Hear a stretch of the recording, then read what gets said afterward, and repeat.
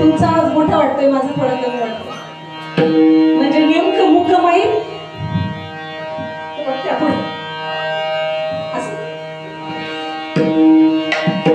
पंचाचार्य करू प्रथम नमन, दुसरे चरण मन्मथाचे, तयाच्या प्रसादे कथेचा विस्तारू, आचार्य सद्गुरु आम्हाला गे, स्फूर्ती उन्मेष देवोणी, स्वयंवाची जीवाच्या होणी, प्रेम रसे अक्षर बोळणी, वाचिने पदवी स्वामिया, वक्ता येते विश्वनाथ, श्रोते शिवगण समस्त, या ते स्तव जोडून हात, सावध भावे निरूपणी.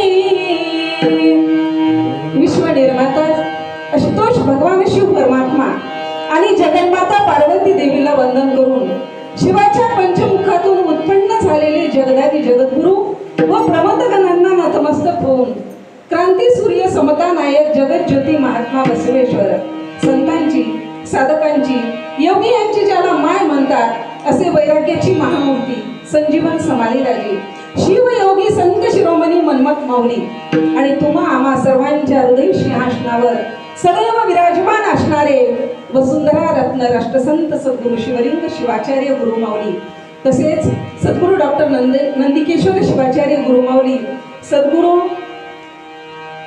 शंभुलिंग शिवाचार्य गुरुमाऊली, सद्गुरु विरूपाक्ष शिवाचार्य गुरुमाऊली, आता सर्वच मठाधिपती पीठाधिपती गुरुमाऊलींच्या चरणी साष्टांग प्रणिपात करून येथे उपस्थित असणारे आदरणीय शिवभक्ती परायण, ज्यांची कीर्तन ऐकत ऐकत आम्ही कीर्तनकार झालो.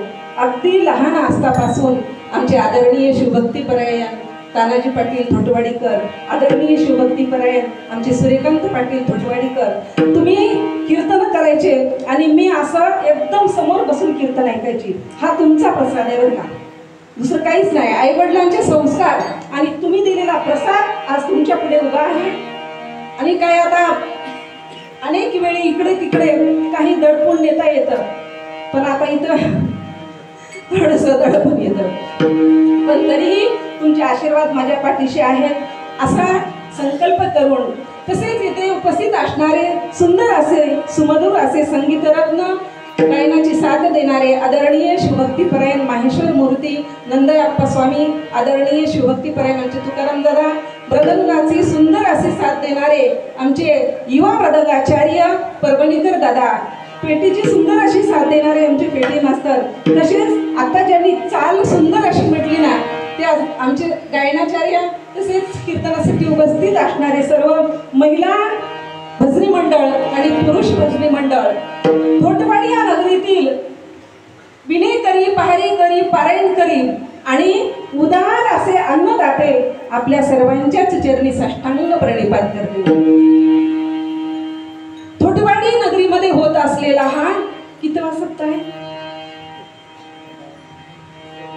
या सप्ताहामध्ये आज दुसऱ्या दिवशीचं कीर्तन पुष्प समर्पित करण्यासाठी येथील संयोजक मंडळी, आयोजक मंडळी, कमिटी आपण मला आमंत्रित केलं, त्याबद्दल आपले मनपूर्वक आभार व्यक्त करते. आणि सर्वच ग्रामस्थांच्या मंडळी साष्टांग प्रणिपात करून माझ्या पारमार्थिक जीवनामध्ये ज्यांचा सिंहाचा वाटा आहे असे माझे पती गुरु, मुळी बाप होता ज्ञानी तेव्हा लागलो या ध्यानी, माझे माता पिता त्यांच्याही चरणी दंडवत करून सेवेला आरंभ. शिवहार.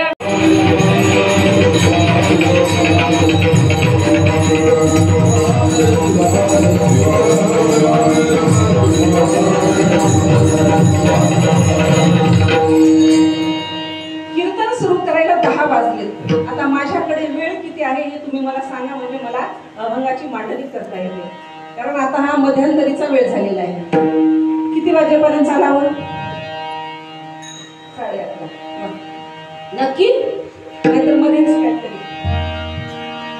चिंतनासाठी निवडलेला अभंग वीरशैव संत परंपरेतील राजयोगी साक्षात्कारी संतश्रेष्ठ महादेव प्रभूंचा 4 चरणांचा चिंतनासाठी निवडलेला अतिशय सुंदर असा अभंग आहे. आणि तेही मानवी जीवनाचं महत्त्व सांगणारा अभंग सेवेसाठी निवडलेला आहे. या अभंगाच्या माध्यमातून संतश्रेष्ठ महादेव प्रभू, तुम्ही आम्ही जन्माला का आलोय त्याचं कारण आणि जन्माला आल्याच्या नंतर त्या जन्माची फलश्रुती माध्यमातून सांगतात. नर जन्म गेला वाया, तुम्हा विना देवराया. नर जन्म नाही शोधिले सारा सारा, मग कैचा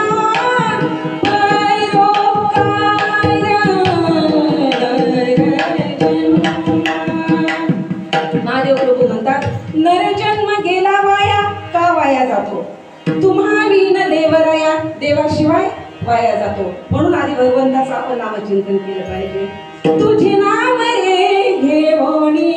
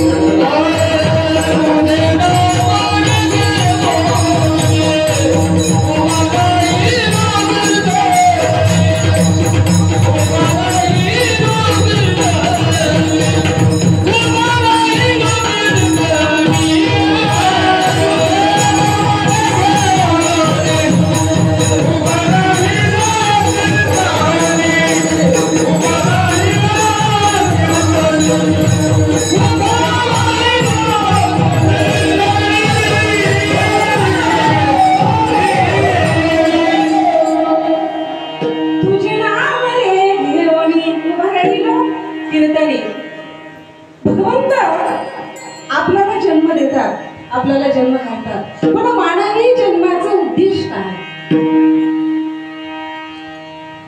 what is mission of main life? मानवी जीवनाचा उद्देश काय, ध्येय काय? कशासाठी जन्म आहे? माणसाचा जन्म कशासाठी? आता थोडक्यात सांगते, कारण आपल्याकडे खूप कमी वेळ आहे आणि कमी वेळामध्ये आपल्याला जास्त राणं उरकायचे. माणसाचा जन्म 4 पुरुषार्थ साध्य करण्यासाठी. धर्म, अर्थ, काम आणि मोक्ष. काम आणि अर्थ हे सगळेच जर पुरुषार्थ 2 साध्य करतात, पण बाकीचे 2 पुरुषार्थ धर्म आणि मोक्ष या पुरुषार्थाकडे आपलं लक्ष नसतं. आणि हे 2 पुरुषार्थ साध्य केल्याशिवाय मानवाच्या जीवनाला अर्थ नाही. शिवाय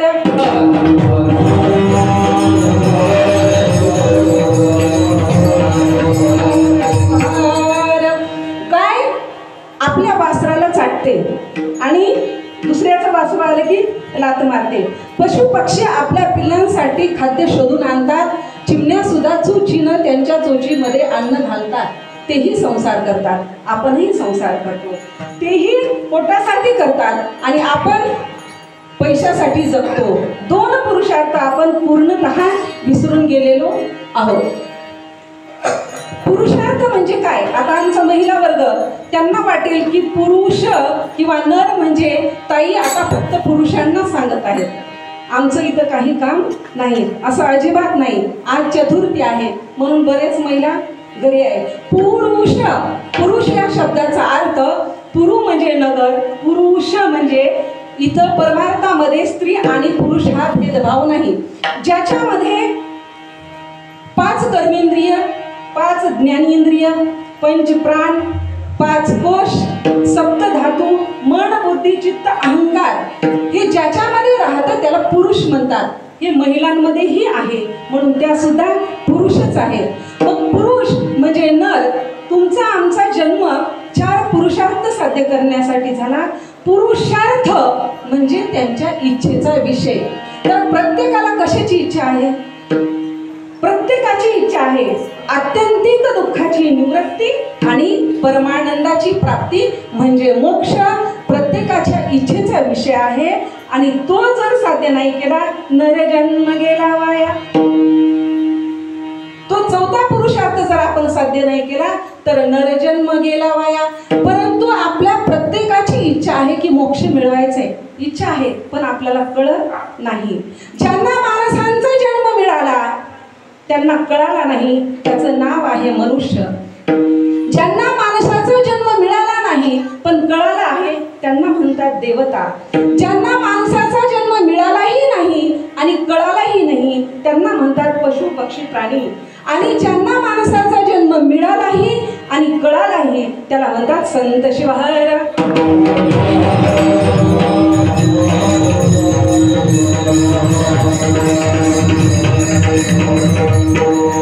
मग माणसाचा जन्म संतांना मिळालाही आणि संतांना कळालाही, म्हणून संतांनी सांगितलं दुर्लभम मनुष्य प्राप्य जननम ज्ञान साधनम येन जानन्ति देवेश तेषामात्मनिरर्थका.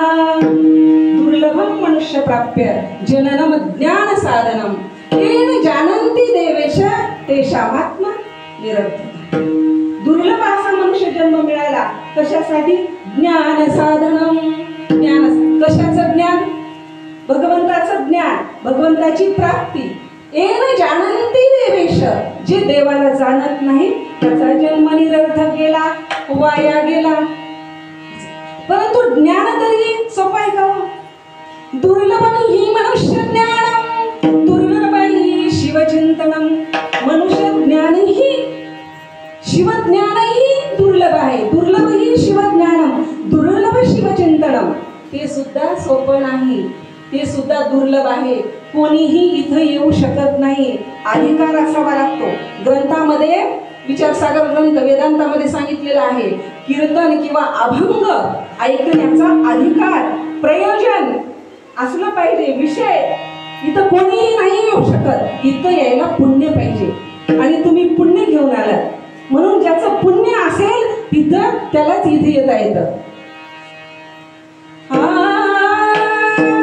सुकृत असता काही जाण तरीच घडे नामस्मरण. सुकृत असता काही जाण, सुकृत असावं लागतं तरीच नामस्मरण घडतं, शिवज्ञान होतं, शिवचिंतन करायला वृत्ती वळते. आम्हाला कळाला नाही म्हणून संतांनी सांगितला हा दुर्लभ जन्म तुम्हाला मिळालेला आहे देवाला जाणण्यासाठी. कोणत्या देवाला हो?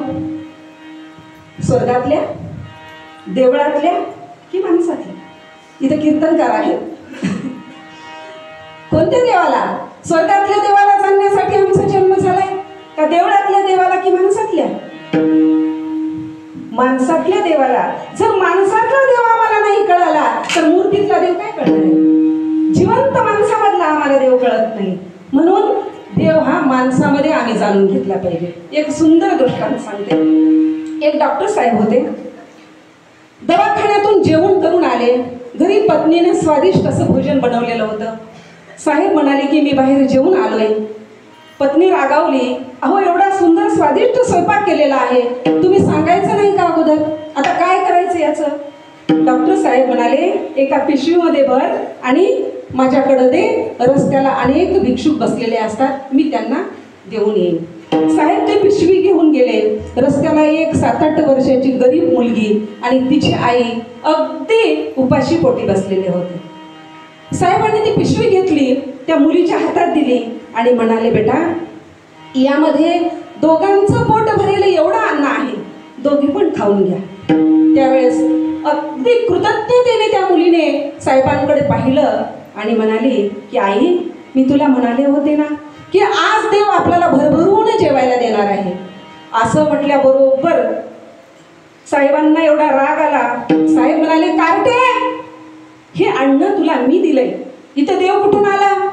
विनाकारण देवाला श्रेय देतेस, फुकटचं देवाला श्रेय देता तुम्ही लोक. हे तुला मी दिलंय आणि आता याच्या पुढे जर देवाचं नाव घेतलीस ना तर हे अन्न मी हिसकावून घेईन आणि रस्त्यावर फेकून देईन. देवाचं नाव घ्यायचं नाही. तेव्हा ती मुलगी म्हणाली, साहेब 2 दिवसापासून पोटामध्ये अन्नाचा कण नव्हता, अगदी भुकेने व्याकुळ झालेलो होतो. मी सतत देवाची धावा करत होते, देवा अरे आम्हाला काहीतरी पोटाला दे ना, खूप भूक लागली रे देवा, आता प्राण जातोय की काय असं झालंय. 2 दिवसापासून आम्ही वाट पाहत होतो आणि तुम्ही हे हातात अन्नाची पिशवी घेऊन आलात ना साहेब, तेव्हा मला सांगा, देतो तो देव असतो, तुम्ही आम्हाला एवढं भरभरून स्वादिष्ट भोजन दिलं, तुमच्यापेक्षा वेगळा देव कुठे असणार? एवढ्या छोट्याशा मुलीनं, गरीब, अडाणी, अनपढ असणाऱ्या मुलीनं केवढं मोठं तत्वज्ञान सांगितलं याचं साहेबांना खूप खंत वाटली आणि टपकन डोळ्यातून अश्रू धाराले. शिवहार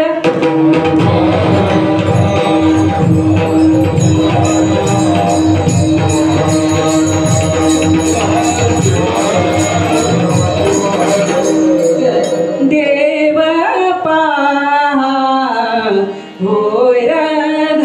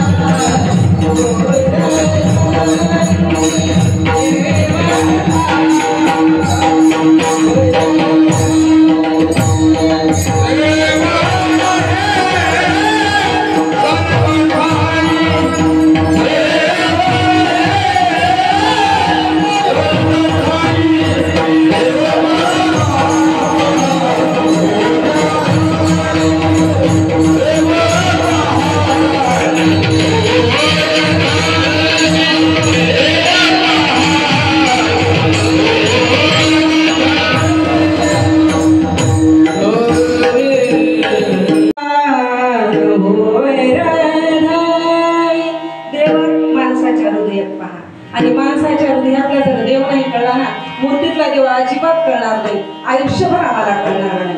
आता माणसाचा जन्म वाया का जातो? माणसं किती प्रकारचे आहेत? किती प्रकारचे माणसं आहेत जगामध्ये? एकाने सांगितलं, म्हणले ताई 2 प्रकारचे आहेत. मी विचारलं, म्हणले कोणते कोणते? एक संकरित आणि दुसरा गावरान. असं आहे का? मी म्हणलं संकरित कोणाला म्हणावं आणि गावरान कोणाला म्हणावं? तो म्हणाला, ताई गावात राहणारे गावरान आणि शहरात राहणारे संकरित. असं नाही बरं. माणसाचे 5 प्रकार आहेत. एक आहे पामर, दुसरा आहे विषयी, तिसरा आहे जिज्ञासू, चौथा आहे ज्ञानी आणि 5वा आहे मुक्त. आता हे 5 माणसं संपल्याच्या नंतर आपलं पहिलं चरण संपणार आहे. 5 माणसाचे प्रकार. कारण आपल्याला, आपण जरी एका वर्गात बसलो असलो तरी माणसाचं वर्गीकरण केलेलं आहे. प्रत्येक वर्ग वेगळा आहे आणि प्रत्येकाचा जन्म का वाया जातो हे आपल्याला कळायला पाहिजे. कारण 1ली, 2री, 3री, 4थी आणि 5वी, आता इथं 5 वर्ग आहेत.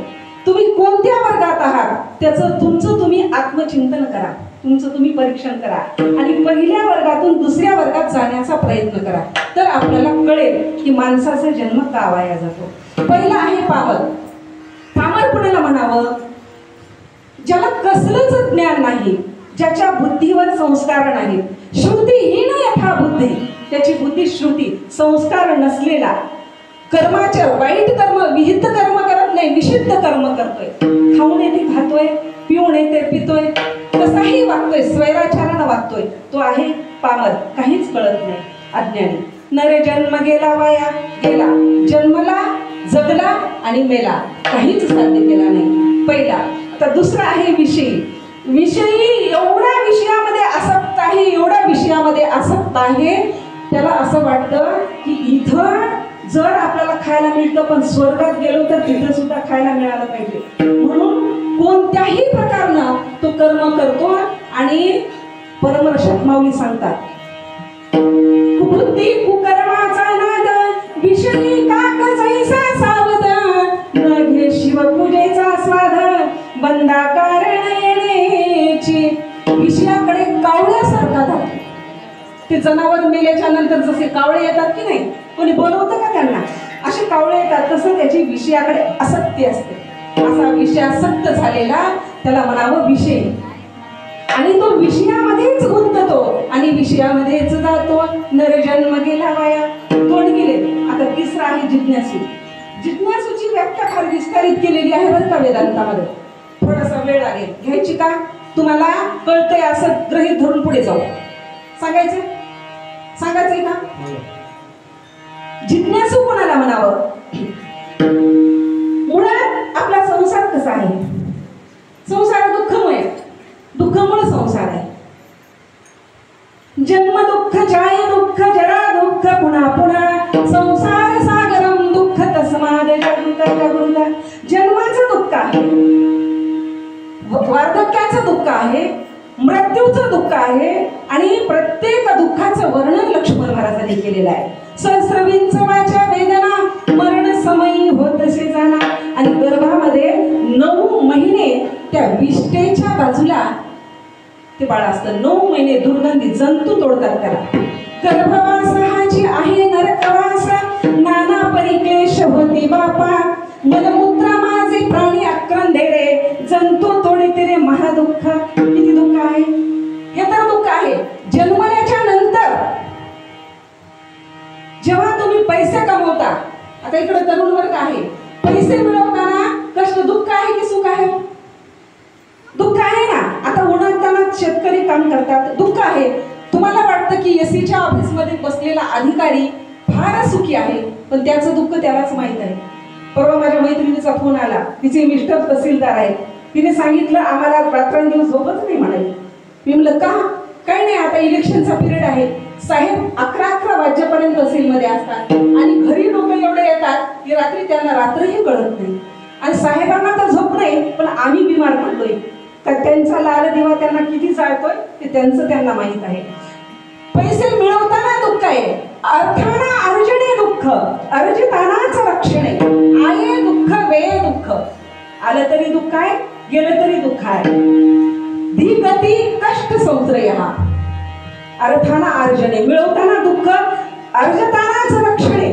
तुम्ही कपिलनाथच्या पदयात्रेत जाल, तुमच्या घरामध्ये 10 लाख रुपये असू द्या, कशी घालमेल होती जीवाची, होते ना. आणि पैसे गेल्याच्या नंतर चोरी, अटॅक येतात, अटॅक काही जणांना, एवढे पैसे गेले, चोरी झाली. पैसे गेले तरी दुःख आहे, पैसे खर्चले तरी दुःख आहे, आणि मरताना एवढे पैसे सोडून चाललोय याचं किती मोठं भयंकर दुःख आहे. एवढं रक्ताचं पाणी केलं, हाडाची काळी केली, आणि एवढी संपत्ती मी सोडून चाललोय, हे सुद्धा दुःख आहे. शिवाय